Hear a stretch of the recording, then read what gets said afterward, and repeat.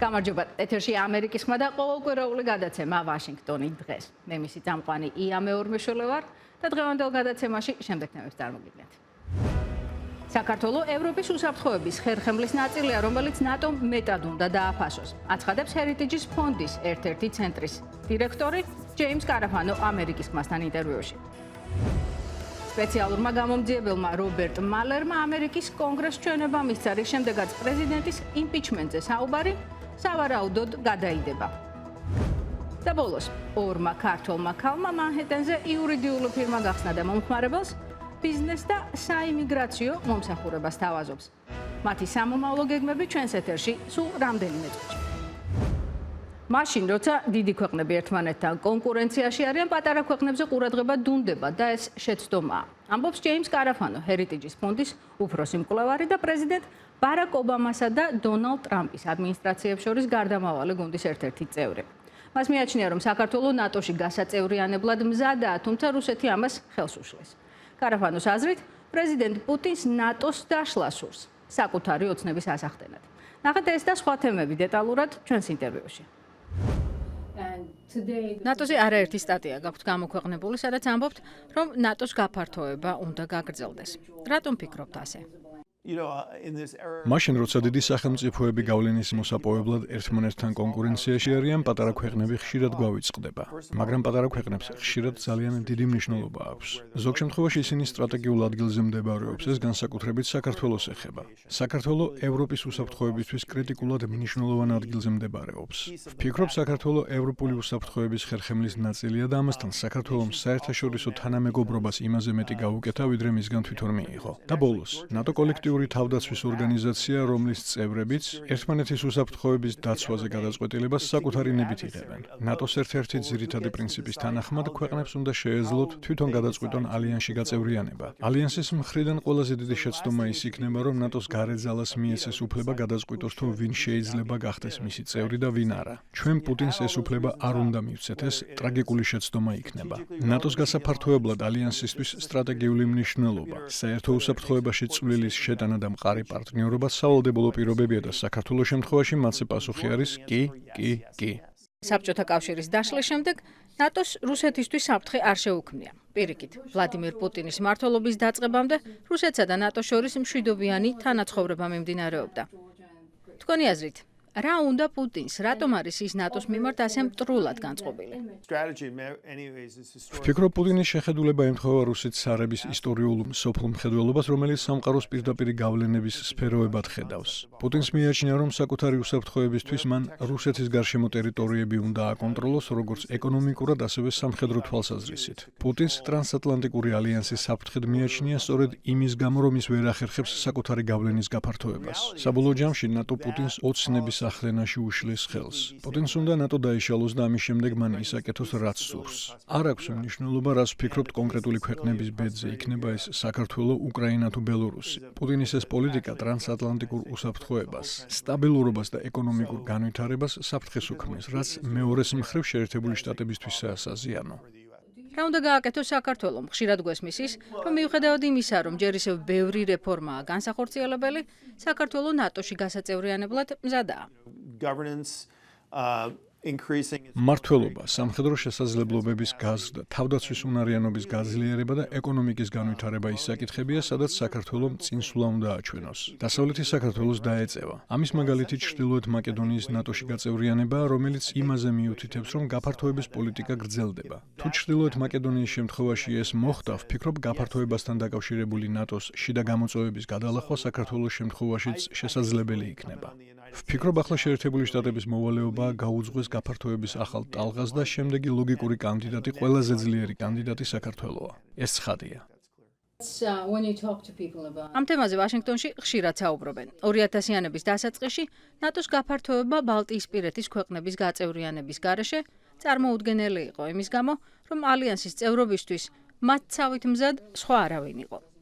საქართველოსაც ხშირად ამბობენ იმას, რომ ქვეყანა ისე უნდა მოემზადოს გაწევრიანებისთვის, რომ ალიანსმა სხვა ვერავის მიღება შეძლოს, თუ ჯერ საქართველოს არ შესთავაზებს წევრობას. ამ ფონზე, როცა ვლაპარაკობთ დემოკრატიის გაძლიერებაზე, კონკრეტულად რა იგულისხმება ამაში? Well, I think, you want to take off the table excuses not to do that. ყველაფერს, რასაც ვინმესთვის იმის მიზეზის მიცემა შეუძლია, რომ საქართველოს წევრობა არ შესთავაზო. ამაში, რა თქმა უნდა, შედის დემოკრატიული მმართველობა, ლიბერალური საბაზრო ეკონომიკის განვითარება, მედიის თავისუფლება. ვფიქრობ, ყველაზე მნიშვნელოვანი მაინც ისაა, რომ ნატოს სამხრეთ ფლანგის გაძლიერება სჭირდება, განსაკუთრებით შავ ზღვაზე. თუ საქართველოს შავ ზღვაზე საკუთარ შესაძლებლობებს გაზრდის, ეს კიდევ ერთი პრაქტიკული და ძალიან დადებითი ფაქტორი იქნება, რომლის გათვალისწინებაც ნატოს მოუწევს. ამას, რა თქმა უნდა, თან უნდა ერთვოდეს დემოკრატიული პრინციპების დაცვა. რობერტ მალერმა, გამოძიების ფედერალური ბიუროს ყოფილმა დირექტორმა, 4 შაბათს ჩვენება მისცა წარმომადგენელთა პალატის იურიდიულ და დაზვერვის კომიტეტებს. ის იძიებდა ამერიკის 2016 წლის საპრეზიდენტო არჩევნებზე რუსეთის ჩარევას, დონალდ ტრამპის საარჩევნო კამპანიის კრემლთან კავშირებს და პრეზიდენტის მიერ მართლმსაჯულების აღსრულებისთვის სავარაუდო ხელშეშლას. რობერტ მალერის კონგრესში გამოსვლას ვაშინგტონში დიდი ხანი ელოდნენ. მომდევნო სიუჟეტში ამ გახმაურებულ მოსმენაზე მოგითხრობთ. ყოფილმა საგანგებო გამომძიებელმა გააფრთხილა კონგრესი რუსეთის მცდელობაზე ჩარეულიყო საპრეზიდენტო არჩევნებზე დონალდ ტრამპის სასარგებლოდ, სოციალური მედიის და ვიკილიქსის გამოყენებით. პირველი, ჩვენმა გამოძიებამ დაადგინა, რომ რუსეთის მთავრობა ჩაერია ჩვენს არჩევნებში მასიურად და სისტემატურად. მეორე, გამოძიებას არ დაუდგენია, რომ ტრამპის კამპანიის წევრები საარჩევნო აქტივობების დროს რუსეთის მთავრობასთან შეთქმულებაში იყვნენ. რობერტ მალერის თქმით, გამომძიებლების გადაწყვეტილებით პრეზიდენტისადმი ბრალის წაყენება არ მოხდება, ვიდრე ის ოფისშია. ეს ეფუძნება იუსტიციის დეპარტამენტის ტრადიციას, მაგრამ გამოძიება პრეზიდენტს არც ბრალისგან ათავისუფლებს. თქვენმა გამოძიებამ დაადგინა, რომ პრეზიდენტმა ბევრჯერ ჩაიდინა შეუფერებელი საქციელი, რასაც შეეძლო არასათანადო გავლენა მოეხდინა გამოძიებაზე, მათ შორის რუსეთზე და მართლმსაჯულების აღსრულებისთვის ხელის შეშლის გამოძიებაზე. ტრამპი გამოძიებას კუდიანებზე ნადირობას უწოდებს. მომხრეებთან ერთად ის რუსეთის ჩარევის მიმართ სკეპტიკურადაა განწყობილი.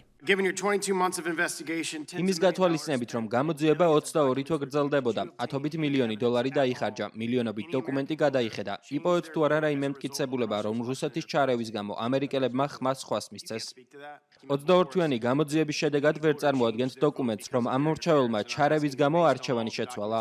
ეს ჩვენ სფეროს ცდება. მალერი დემოკრატებში ბევრს მოსწონს. თქვენი ანგარიში მისთვის, ვინც რო გამონახა და შეისწავლა მეთოდური და აღმაშფოთებელია. ის გვამცნობს თუ როგორ მასიურად და სისტემურად ერეოდა მტერი უცხო ქვეყანა ამერიკის საპრეზიდენტო არჩევნებში. რესპუბლიკელები ამ ყველაფერს პოლიტიკურ თეატრს უწოდებენ. იმედია, ჩვენი კომიტეტის დემოკრატები მიხვდებიან, რომ ამერიკელმა ხალხმა ამ ანგარიშის მიმართ დარჩენილი რწმენა დაკარგა. ახლა შეგვიძლია გადავიდეთ სხვა პრობლემებზე და გადავწყვიტოთ იმიგრაციისა და სხვა საკითხები. გამოძიებაზე დაფუძნებით იმპიჩმენტის პროცესი დიდი ალბათობით არ დაიწყება. მალერი კი კონგრესს აფრთხილებს, რომ რუსეთი ჩარევას მომავალ 2020 წლის საპრეზიდენტო არჩევნებზეც გააგრძელებს. 2020 წლის საპრეზიდენტო რბოლის მონაწილე დემოკრატი კანდიდატებისთვის განათლება საკვანძო საკითხია, განსაკუთრებით იმის გათვალისწინებით, რომ მათ იმ ახალგაზრდა ამერიკელების მხარდაჭერის მოპოვება სურთ, რომლებიც ახლა ამ მომრჩეველთა ყველაზე დიდ ჯგუფს წარმოადგენენ. თუმცა განათლება ერთადერთი საკითხი არ არის, რაც ამ ახალგაზრდებს ახელავს. ვაშინგტონში განლაგებული ამერიკული უნივერსიტეტის მესამე კურსელ სტუდენტ სამანტა მაკალისტერისთვის სწავლის მაღალი საფასური და სტუდენტური ვალი შეშფოთების იმ მთავარ საგნებად რჩება, რომელიც მის თაობას განსაზღვრავს. უნივერსიტეტების საფასური სტუდენტებისთვის ძალიან ძნელად გადასახდელია სათემო და შტატის კოლეჯის დონეზეც კი. რა თქმა უნდა, ისეთ კერძო უნივერსიტეტებში, სადაც მე ვსწავლობ, ეს საკმაოდ გიჟურია და ჩვენი სასწავლებელი ქვეყნის ერთ-ერთი ყველაზე ძვირადღირებული სკოლა არც არის. ახალგაზრდა ამომრჩევლების მოსაზიდად დემოკრატის საპრეზიდენტო კანდიდატების სწავლის შესახებ სხვადასხვა შეთავაზებებს აჟღერებენ. ექსპერტები ამბობენ, რომ ზოგიერთი შეთავაზება სხვებთან შედარებით უფრო რეალისტურია. ვფიქრობ, ამ გეგმებს შორის ყველაზე ნაკლებად სავარაუდო ვალის პატიებაა, განსაკუთრებით ნაკლებად სავარაუდოა ფართო მასშტაბიანი ვალის პატიება, რომელიც ძალიან ძვირადღირებულია და არც ძალიან კარგი მიდგომა იქნება. ჰარვარდის უნივერსიტეტის პოლიტიკის ინსტიტუტმა გაზაფხულზე ახალგაზრდების გამოკითხვის შედეგები გამოაქვეყნა, რომელიც აჩვენებდა, რომ ხანდაზმულ სახელმწიფო მოღვაწეებს ჯო ბაიდენს და ბერნი სანდერს ახალგაზრდა ამომრჩევლებს შორის ყველაზე მეტი მხარდაჭერა ჰქონდათ. მაგრამ მას შემდეგ სენატორ ელიზაბეთ უორენის და ინდიანის შტატის ქალაქ საუთბენდის მერ პიტ ბუტიჯეჯის პოპულარობა გაიზარდა. შეიძლება 2020 წლისთვის უფროსებზე მეტი ახალგაზრდა მომრჩეველი იყოს, მაგრამ ტრადიციულად ისინი არჩევნებში სრულად არ მონაწილეობენ. თუმცა ეს ნელ-ნელა იცვლება და საპრეზიდენტო პრეტენდენტებს ახალგაზრდების ხმების მისაზიდად საკამპანიო შეთავაზებების გარდაქმნა დასჭირდებათ. UK Law-ის მომხმარებელს ბიზნესსა და საიმიგრაციო სამართალთან დაკავშირებულ სერვისებს თავაზობს. კომპანია მანჰეტენზე მხოლოდ 2 კვირაა, რაც ფუნქციონირებს და დამფუძნებლები უკვე მის გაფართოებაზე ფიქრობენ. როგორია 2 წარმატებული ქართველი ქალის მიერ დაფუძნებული ამერიკული კომპანიის განვითარების გეგმა და საწყისი პოზიციები. იურიდიულ ფირმას ამერიკის ხმა სტუმრად ეწვია.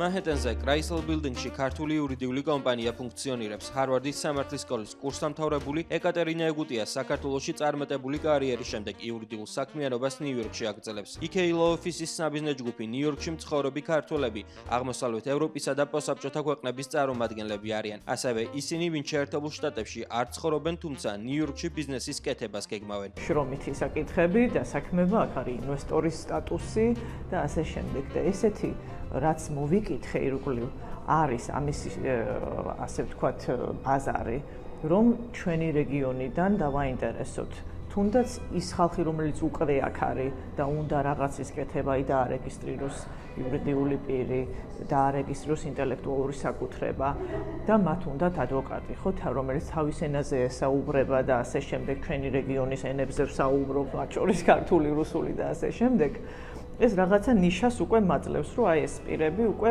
სხვათაშორის არის ბევრი შეკითხვები, მოთხოვნები უკვე მოდიან პოტენციური კლიენტები და ამ მიმართულებით დაინტერესება არის აშკარად. ეკატერინე ნიუ-იორკის შტატის ადვოკატის ლიცენზიას 2016 წლიდან ფლობს. კომპანიის დამფუძნებელი ნიუ-იორკში კარიერის დაწყებასთან დაკავშირებულ საკუთარ გამოცდილებაზე საუბრობს. იურიდიული პროფესია არის მაინც სხვადასხვა ევროპულ ქვეყნებში დახურული, ასე ვთქვათ, საზოგადოება, სადაც მოქალაქეობა გინდა ბოლოს და ბოლოს. აქ ეს ბარიერი არ არის.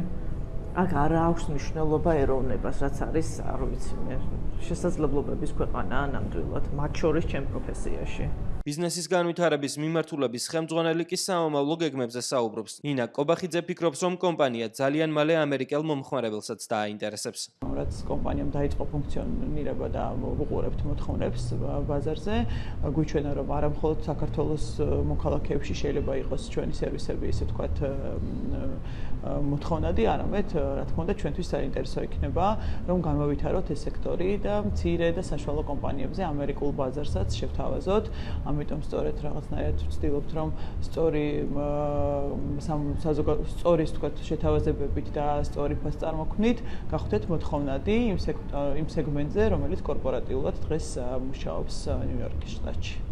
კომპანიის დამფუძნებლებს დასაწყისისთვის გაწერილი განვითარების გეგმა ოპერირების დაწყებიდან რამდენიმე კვირაში ოპტიმისტური პროგნოზის გაკეთების საშუალებას აძლევს. 3 წლიანი გეგმა ძალიან პესიმისტურად გავწერეთ, თუმცა საკმაოდ დიდ ბრუნვაზე გადის კომპანია 3 წლის ბოლოს და ბრუნვასთან ერთად ალბათ მნიშვნელოვანია თუ რამდენი ადამიანის ცხოვრებას შეცვლის უკეთესობისკენ და ეს არის 2 მიზანი, რომლითაც ეს კომპანია ოპერირებს ამერიკის ბაზარზე. კომპანიის გაფართოების მოთხოვნის პარალელურად დამფუძნებლები გეგმავენ, რომ ამერიკული უნივერსიტეტების კურსდამთავრებულ ქართველ იურისტებთან ითანამშრომლონ. ამ მიმართულებით მუშაობა უკვე მიმდინარეობს. საბა გუჯაბიძე, ქართლო შარაშენზე, ამერიკის ხმა, ნიუ-იორკი. მაშინ, როდესაც პოდკასტები, ელექტრონული წიგნები და სმარტფონები უფრო და უფრო პოპულარული ხდება, ამერიკაში არც ტრადიციული ნაბეჭდი წიგნების მიმართ იკარგება ინტერესი. სწორედ ამიტომ შეერთებულ შტატებში უამრავი მცირე ბიბლიოთეკა იხსნება, სადაც წიგნის მოყვარულები ერთმანეთს ხვდებიან, წიგნებს უზიარებენ და წაკითხულზე საუბრობენ. პატარა ბიბლიოთეკების ისტორია ჩვენს ეთერში. 5 წლის ეივერის კითხვა უყვარს და ახალი წიგნების გასატანად ყოველ კვირას ადგილობრივ ბიბლიოთეკას დედასთან ერთად სტუმრობს. თუმცა თუ დაკავებულია, პატარა უფასო ბიბლიოთეკაში მიდის და რაიმე ახალი საკითხავი მოაქვს. იმიტომ რომ ისინი სწავლაში, კითხვაში გეხმარება, გველების შესახებ გავიგე, რომ მათ ფეხები არ აქვთ, რომ ზოგიერთი მათგანის კუდი ჩხრიელებს, ზოგი კი მტაცებელს შხამს თვალებში ასხურებს. პატარა უფასო ბიბლიოთეკა არაკომერციული ორგანიზაციაა, რომლის მიზანიც წიგნის სიყვარულის გავრცელებაა. ის წიგნების უფასო გაცვლის წახალისებას ცდილობს. რამდენიმე პატარა წიგნისთარო ბევრი ადამიანისთვის წიგნების გაცემის ან თხოვების კარგი საშუალებაა. ასეთი ბიბლიოთეკა სახთან ჟურნალისტმა კეტ ლაზაროვმაც 5 წლის წინ მოაწყო. ასეთი ბიბლიოთეკები ბევრ სხვა უბანში მინახავს და ძალიან მომწონდა იდეა იმისა, რომ ხალხს შეუძლია წიგნი ითხოვოს საკუთარ სამეზობლოში. ბიბლიოთეკები არაჩვეულებრივია, მაგრამ რამდენად მშვენიერია ის, რომ უბრალოდ შენს მეზობლად გახვიდე და იპოვო წიგნი, რომლის წაკითხვაც გინდა. ითხოვო ის, გქონდეს რამდენ ხანსაც გინდა და სხვასაც გაუზიარო. უბრალოდ ისი ამოვნო ამით. ასეთი მცირე ბიბლიოთეკები წიგნების ხელმისაწვდომობას ზრდის. მისი ბიბლიოთეკის თაროები იშვიათადაა ცარიელი და უკვე მიაჩვია კიდეც, რომ მის კართან ზოგჯერ უბრალოდ წიგნებით სავსე ყუთებს ტოვებენ. კეტი ამბობს, რომ ხალხს სურს ამ ყველაფერში წვლილის შეტანა.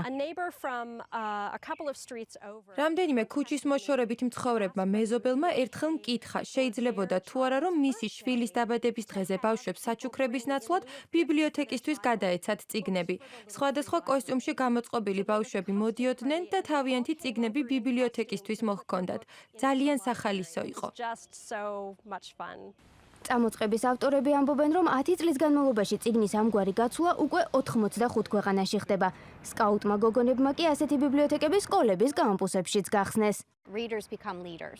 კითხველები ლიდერები ხდებიან. გოგონებისთვის სკაუტობა ნამდვილად არის ლიდერობის წახალისება და ამ გოგონებისთვის იმ უნარების მიცემა, რაც ლიდერობისთვის დასჭირდებათ. სკაუტი გოგონები და ჟურნალისტი კეტ ლაზაროვი ამბობენ, რომ ეს პატარა ბიბლიოთეკები წიგნის სიყვარულს აღვივებს და ყველა ასაკისა და ყველა ჟანრის მკითხველს აერთიანებს. ორთქმავლები ამერიკაში 1830-იანი წლებიდან გამოჩნდა და ამერიკის ინდუსტრიულ რევოლუციასა და დასავლეთით გაფართოების პროცესში უმნიშვნელოვანესი როლი ითამაშა. დღეს ასეთი მატარებლები ისევ არსებობს და მუშაობს კიდეც. ძველ დროში დაბრუნების მსურველები ამერიკის ამ ერთ-ერთ ყველაზე ძველ მატარებელში სხდებიან და წარმოიდგენენ, რომ წარსულში დაბრუნდნენ.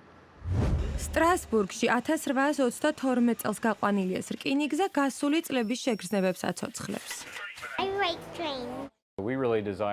ჩვენ გვინდა, რომ ხალხმა გამოსცადოს, როგორი იყო მე-20 საუკუნის ორთქლმავალი, ისე თითქოს იმ დროში მართლაც იყვნენ.